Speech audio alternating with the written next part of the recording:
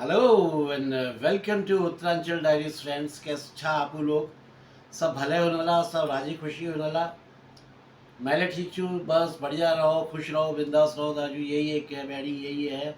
खुशियाँ देते रहो, खुशियाँ लेते रहो, खुशियाँ बांटते रहो। आ, बहुत प्यार आप लोग दे रहे हैं, बहुत स्नेह दे रहे हैं, बहुत अच्छा लग रहा है और हिम्मत खुल रही है आगे आप लोगों के साथ में गपशप करने की, बातें करने की। हम लोग का विषय चल रहा है कुमाऊनी विवाह।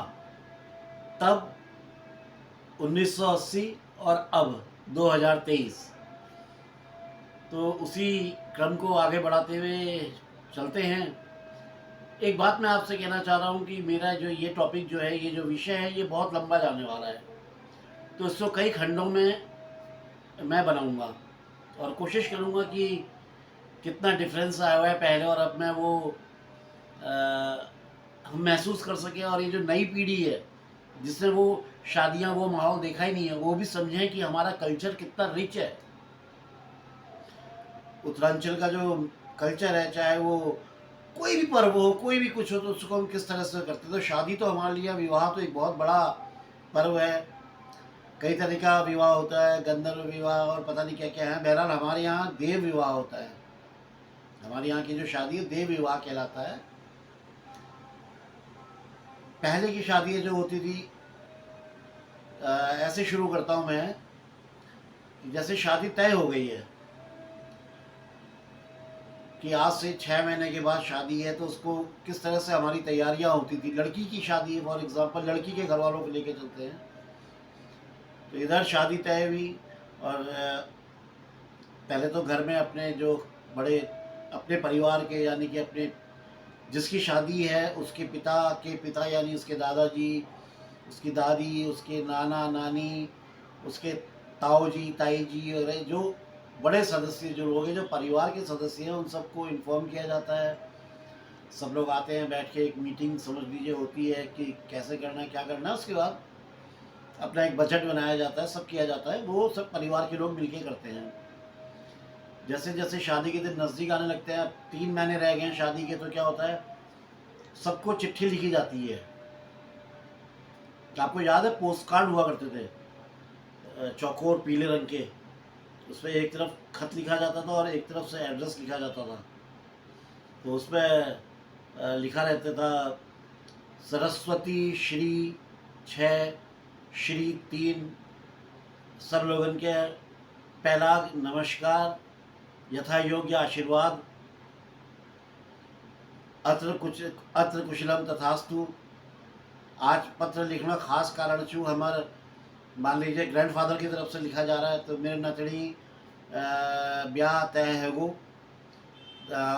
फलान तारीख, फलान पैठ, फलान मैण, जो भी महीना, जो भी तारीख, जो भी दिन तय हुआ है, उसकी डिटेल लिखी जाती थी। और अलबाण में फलान छन उनर चुल छू, उसका नाम, जो अल्मोड़ा में कोई है जिनका लड़का है, उसका नाम वगैरह लेकर के आमंत्रण, सूचना और आमंत्रण दोनों कह सकते हैं आप, सूचित भी किया जाता था, आमंत्रण भी दिया जाता था कि आप लोग आएँ और वर वधू को आशीर्वाद दें।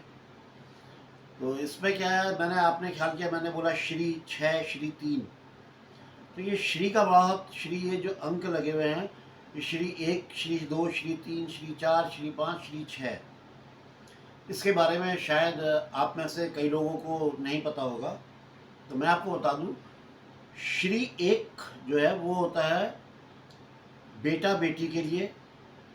और अगर मान लीजिए पति कहीं बाहर नौकरी करता है, अपनी पत्नी को खत लिखता है, तो श्री 1 करके ही लिखेगा। फिर श्री 2, श्री 2 होता है सेवकों के लिए। जो सेवक होते हैं, जो मतलब काम करेंगे, निभाएंगे। जैसे किसी को लकड़ी के वाले को काम दिया गया, भाई तूने चौके बनाने हैं। हलवाई को काम दिया कि भाई तूने मिठाई बनानी है। या जिसको भी जो भी काम दिया जाता है, जो जो काम करते हैं, उनको श्री 2 से लिखा जाता है। फिर श्री 3, श्री 3 होता है जो हमारे मित्र गण हैं, जो दोस्त होते हैं, मित्रगण होते हैं, पारिवारिक दोस्त होते हैं। मान लीजिए लड़की के पिता किसी विभाग में काम करते हैं तो उनके वहाँ पे मित्र होंगे, या जो भी हैं उनको, मित्रों को इनको श्री 3 लिखा जाता है। हमारे यहाँ शत्रु को भी लिखा जाता है, उसके लिए श्री 4 लगता है। श्री 4 शत्रु के लिए होता है। श्री 5 कौन लिखता है? श्री 5 अगर पत्नी अपने पति को पत्र लिख रही है, जो पति कहीं दूर है, कहीं है, तो वो श्री 5 करके लिखती है अपने पति को। और श्री 6 हम अपने से बड़ों के लिए लिखते हैं, अपने गुरुजनों के लिए, अपने ताऊ जी, ताई जी, आमा, बूबू, मतलब जो भी हमारे रिश्तेदारी में, बिरादरी में जो हमसे बड़े हैं, उनके लिए श्री 6 का इस्तेमाल होता है। तो ये हमारे इस कल्चर को तो लोग अब बिल्कुल भूल ही चुके हैं। फिर साथ ही शुरू हो जाता है काम मकान की रंगाई पोताई का। चूना ऊना करना है, लीपना ईपना है, ऐपण वगैरह डालने हैं, घर की सुंदरता बढ़ानी है, जितना बिस्तर बिस्तर है वो सब साफ, मतलब घर की मेंटेनेंस का काम चालू हो जाता है। जैसे जैसे दिन नज़दीक आ रहे हैं, अब मान लीजिए हफ्ता 10 दिन रह गए हैं, तो नज़दीकी बिरादर, नज़दीकी रिश्तेदार आना शुरू होते हैं।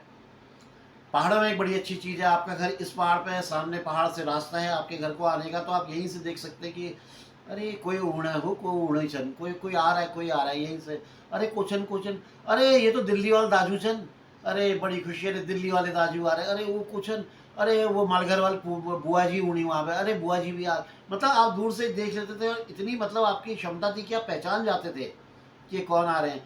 अब वो दाजू आ रहे हैं सामने से अपने परिवार के साथ, बीवी है, बच्चे हैं, सामान है, तो गांव के ही लोग जो लड़के थे वो दौड़ लगा देते थे उनकी हेल्प करने के लिए, उनका सामान वामान पकड़ के उनको घर तक लाने के लिए।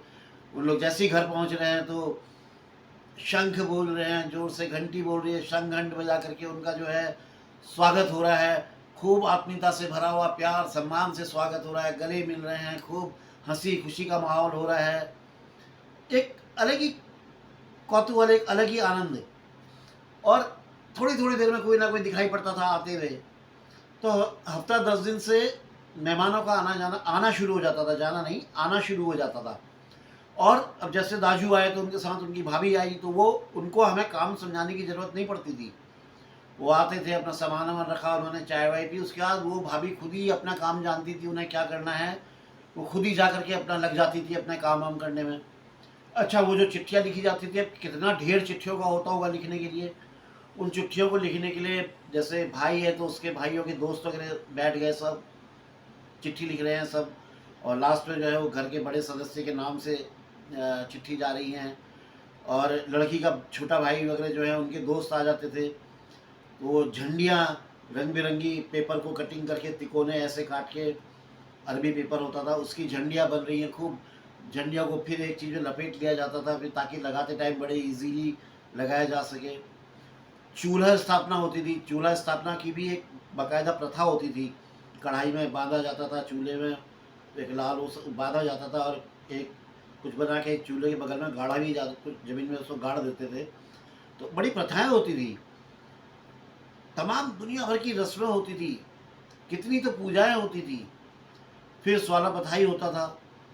स्वाला पथाई से पहले से ही गांव की जो औरतें हैं, जो हमारी आंटियाँ, शहरों में आंटियाँ होती हैं ना अड़ोस पड़ोस में, ऐसी गांव में हमारी चाचियाँ होती हैं, चाचियाँ होती हैं, ताई होती है, उम्र में बड़ी है ताई है, छोटी है चाची है, या भाभी है, या बहन है, वो आ जाती थी।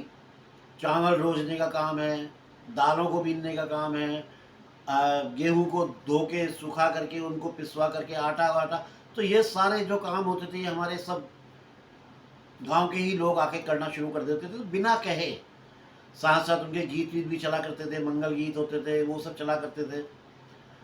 आज ऐसा नहीं है। आज के टाइम में तो आप किसी दुकान में जाइए या किसी प्रिंटिंग प्रेस में जाइए, वो आपके सामने जो है एक ये जो शादी के कार्ड होते हैं इनका एक ढेर लगा देगा, कहेगा लीजिए साहब चुनिए। अब आप चुनेंगे 500-600 रुपये जिनकी कीमत है। आपने अपनी शान के लिए आपने 500-600 का कार्ड भी चुन लिया, उसका प्रिंट कराया, प्रिंट कराने के बाद में आपने क्या किया, व्हाट्सएप कर दिया लोगों को फ़ोटो खींच खींच करके कि भाई मेरे बेटे की शादी है, मेरी बेटी की शादी है, आपको आना है। और नीचे से लिख भी देते हैं, मेरे ताता की शादी में दलूल दलूल आना, मतलब कार्ड में आज जो सब चल रहा है सीन। अजीब अजीब से माहौल क्रिएट होने लगे हैं। पहले से बारात दूर से आती हुई दिख जाती थी, तो यहाँ पे तैयारी शुरू हो जाती थी कि अरे वो देखो सामने से बारात आने लग गई, ढोल दमुए की आवाज़ आने लग जाती थी, लोग नाचते हुए आ रहे। पीने वाले तब भी होते थे, आज भी हैं। पहले के जो पीने वाले थे वो शर्म लिहाज वाले थे, वो छिप के पीते थे, बड़े बुजुर्गों से पर्दा करते थे। वो बिल्कुल पीने के बाद भी पान खा लेते थे कि पता ना चले कि पी रखी है, भले ही आके नाचेंगे, हाय तेरी रुमाला, गुलाबी मुखड़ी और जो भी गाने वाने सब चल रहे हैं उससे, ढोल दबुआ मशकबीन जिसको बैक पाइपर बोलते हैं, बज रहा है अपना, नाच गाना चलते हुए बारात आ रही है। आजकल तो कार ओ बार चलता है बारात के पीछे, आप लोग सभी लोग जानते हैं। नाचते नाचते नागिन बन जाएगा आदमी सड़क पे, एक रुमाल निकाल के सपेरा बन जाता है, एक नागिन बन जाता है।